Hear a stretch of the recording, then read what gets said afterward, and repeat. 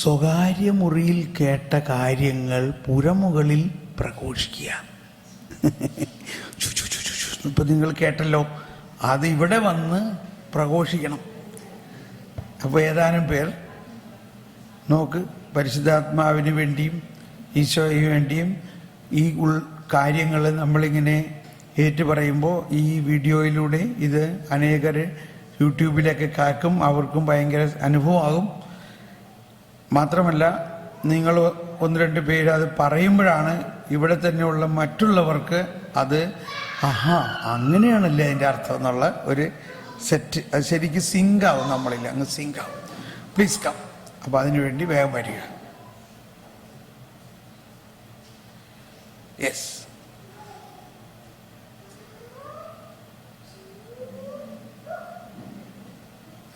Welcome.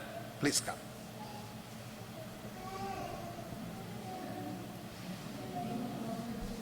Praise Lord.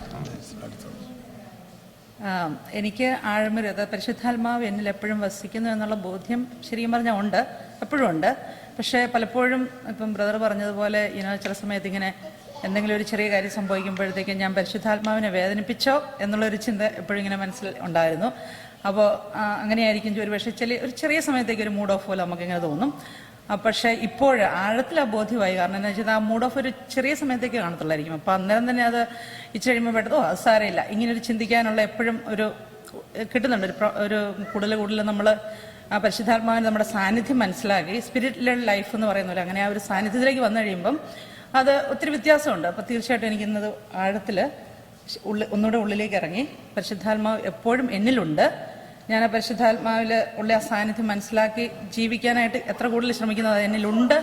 ആ പരിശുദ്ധാത്മാവിൻ്റെ ശക്തി ഉപയോഗിച്ച് ജീവിക്കാനായിട്ട് ശ്രമിക്കുമ്പോൾ എത്ര വലിയ പ്രശ്നങ്ങളിലൂടെ കടന്നു പോയി കഴിഞ്ഞാലും എന്തു തന്നെയായാലും അടുത്ത നിമിഷത്തിൽ കുറച്ച് സമയം, ഒരിച്ചിരി സമയം, പക്ഷെ അതിപ്പം ആ ഒരു കുറച്ച് സമയം ഞാൻ ഉദ്ദേശിച്ചുകൊണ്ടിരുന്നത് ഇങ്ങനെയായിരുന്നു. അത് ഒരു പക്ഷേ ഞാൻ പരിശുദ്ധാത്മാവിനെ വേദനിപ്പിച്ചാണ്, അതുകൊണ്ടായിരിക്കാമെന്ന്. പക്ഷെ ആ ഒരു മാറി കിട്ടി.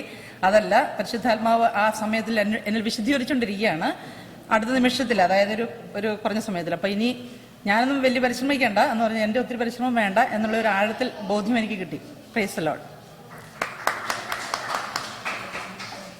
അടുത്ത ആൾ വരാം.